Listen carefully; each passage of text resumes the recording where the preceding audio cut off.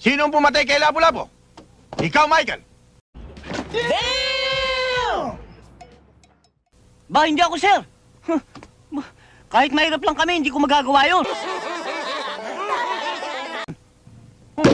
Anong kalokohan pinagsasabi mo?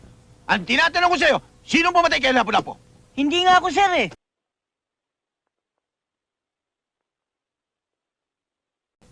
Tarantado ka talaga, no? Gusto ko makausap ang tatay mo. I want you to bring him here. Understand?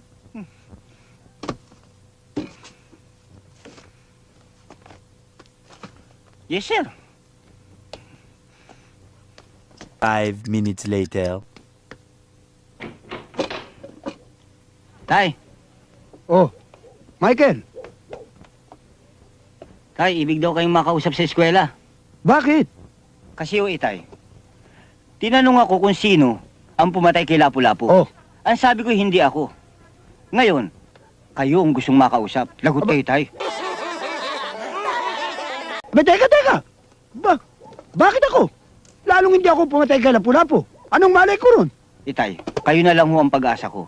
Kinakailangan sumama kayo sa akin. Dahil pag hindi kayo sumama sa akin, may expelled ako. Kinakailangan magpaliwanag kayo, itay. Kung kinakailangan magpaliwanag, edi puntahan natin. Halika. Kaya na. Oh, mukha yatang may lakad kayo magama. Eh, kasi o Lola, ibig kong makausap ng teacher ko itong si itay. Oh, bakit?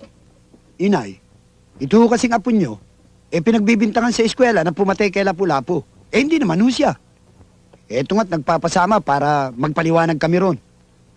Kumari ho sana, inay. Sumama na rin kayo para magpaliwanag. Nako!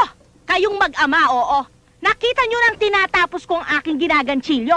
Kung bakit kasi, ayaw nyo pang aminin kung sino sa inyong dalawa ang pumatay. Sir, ito na ho tatay ko. Ano ho bang may paglilingkod ko sa inyo? Anong may paglilingkod? Kayo ang nagpatawag sa akin eh. Pinatawag? Sir, ako nagpatawag. Oo nga ho, Mr. Principal. Pinagbibintangan kami na kami raw ang pumatay kay Lapu-Lapu. Kahit tingnan ninyo ang lahat ng police record, malinis kami. Wala pa kaming napapatay. Ngayon, kung ipagpipilitan ninyo na kami ang pumatay kay Lapu-Lapu, baka ngayon lang kami makapatay ng tao. And you will have a dangerous life.